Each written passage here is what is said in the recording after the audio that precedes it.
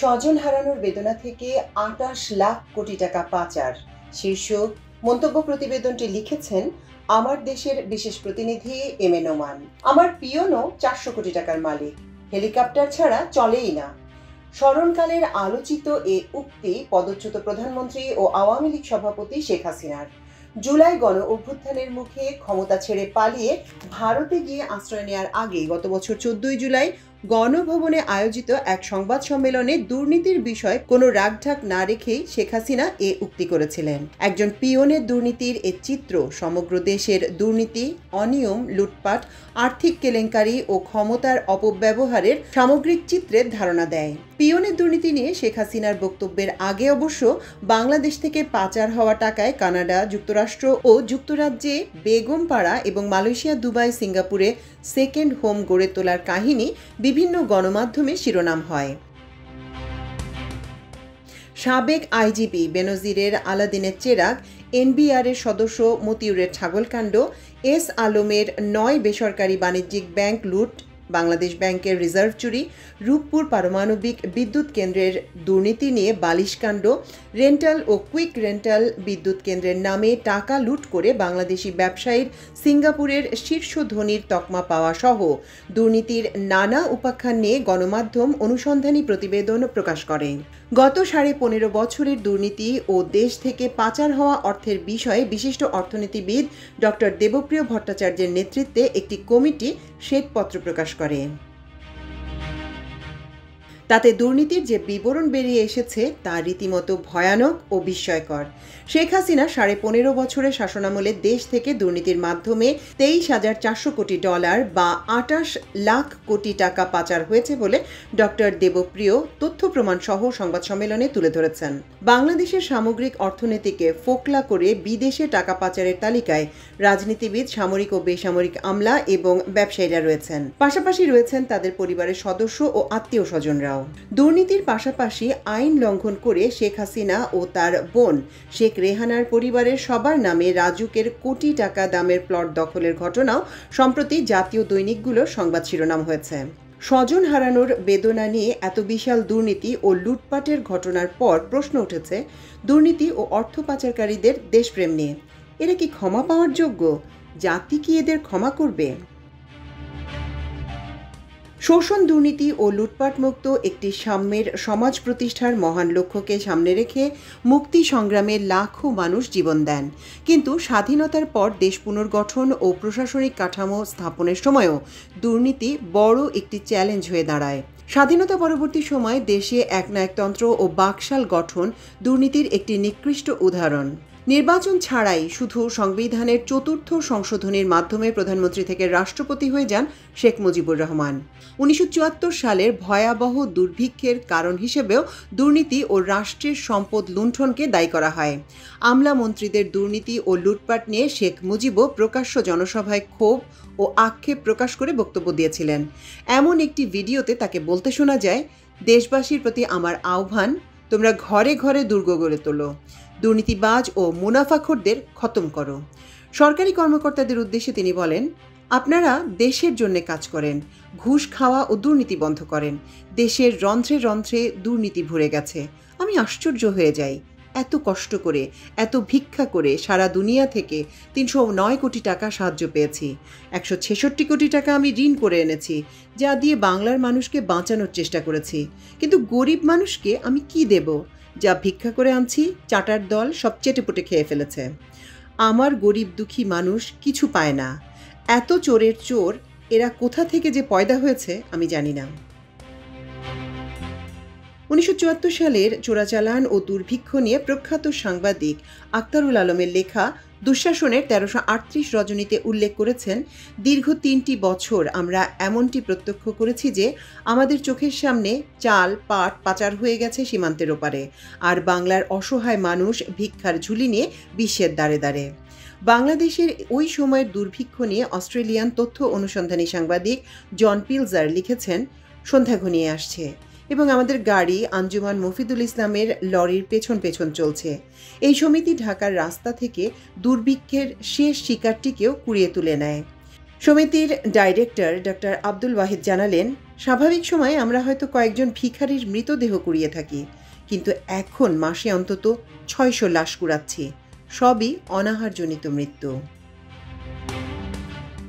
বাংলাদেশের ৭৪-এর দুর্নীতি ও ভয়াল দুর্ভিক্ষ নিয়ে নোবেল জয়ী অর্থনীতিবিদ অমর্ত্য সেন তার পোভার্টি অ্যান্ড ফেমিনেস বইয়ে লিখেছেন, সে সময় দুস্থ মানুষকে বিনামূল্যে খাবার খাওয়ানোর জন্য প্রায় ৬,০০০ লঙ্গরখানা খুলতে হয়েছিল। সেখানে প্রায় ৪৪ লাখ মানুষকে খাওয়ানো সম্ভব হয়েছিল। কিন্তু সরকারি পর্যায়ে ব্যাপক দুর্নীতি ও রাজনীতিবিদদের লুটপাটে সাধারণ মানুষের জীবন আরও দুর্বিষহ হয়ে পড়ে। খাদ্য আমদানির উপর নির্ভরশীল সরকার দেশের তীব্র দুর্ভিক্ষ হওয়া সত্ত্বেও খাদ্যশস্য আমদানিতে সাফল্য দেখাতে পারেনি।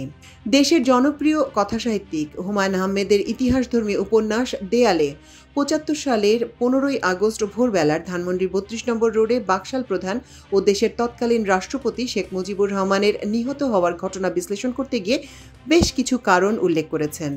এর মধ্যে দুর্নীতি ও দুর্ভিক্ষকে প্রধান কারণ হিসেবে দেখিয়েছেন তিনি। শেখ মুজিবুর রহমানের ৩ বছরের শাসনামলে দুর্নীতি ও অনিয়মগুলোকে তিনি সুনিপুণভাবে তুলে এনেছেন বইটিতে। ডক্টর দেবপ্রিয় ভট্টাচার্যের নেতৃত্বাধীন কমিটি বিগত সরকারের আমলে দুর্নীতি নিয়ে প্রকাশিত প্রতিবেদনে $২৩,৪০০ কোটি বিদেশে পাচার করা হয়েছে বলে উল্লেখ করেন। বর্তমান বাজার দরে এর পরিমাণ ২৮ লাখ কোটি টাকা। এই হিসেবে প্রতি বছর গড়ে ১,৮০,০০০ কোটি টাকা পাচার হয়েছে।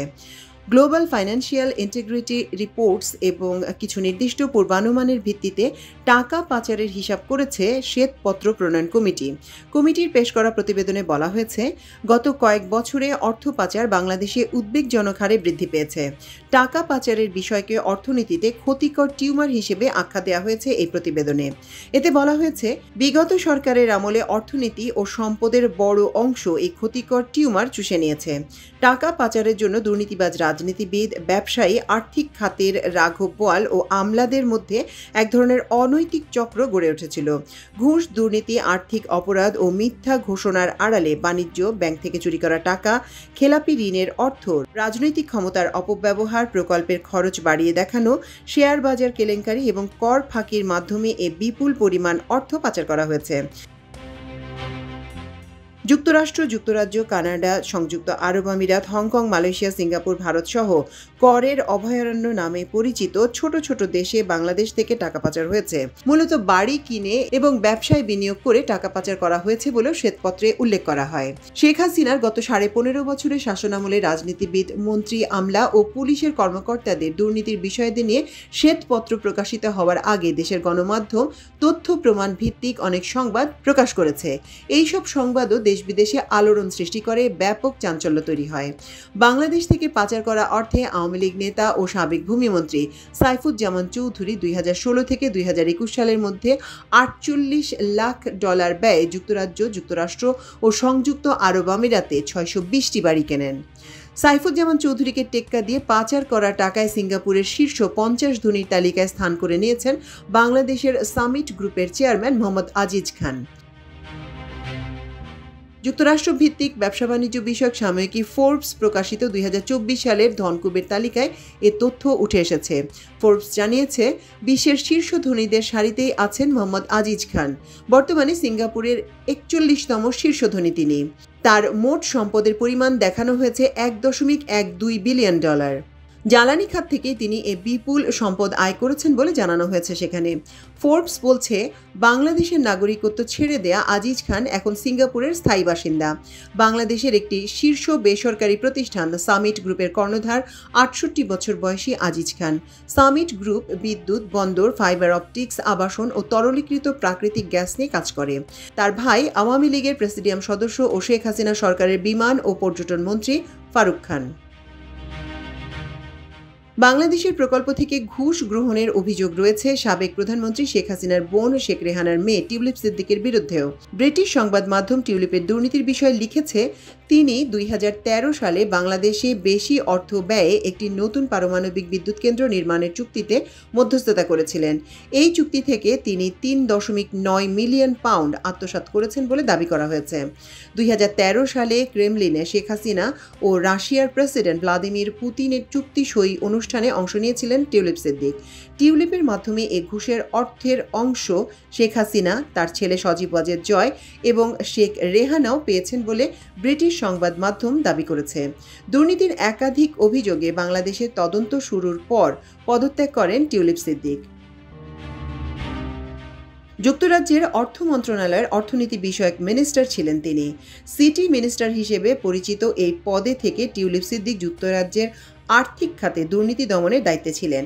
লক্ষণীয় বিষয় হচ্ছে, বিদেশিরা এ অঞ্চল দখল করে সম্পদ লুট করে নিয়ে যেয়ে নিজ দেশ সমৃদ্ধ করত।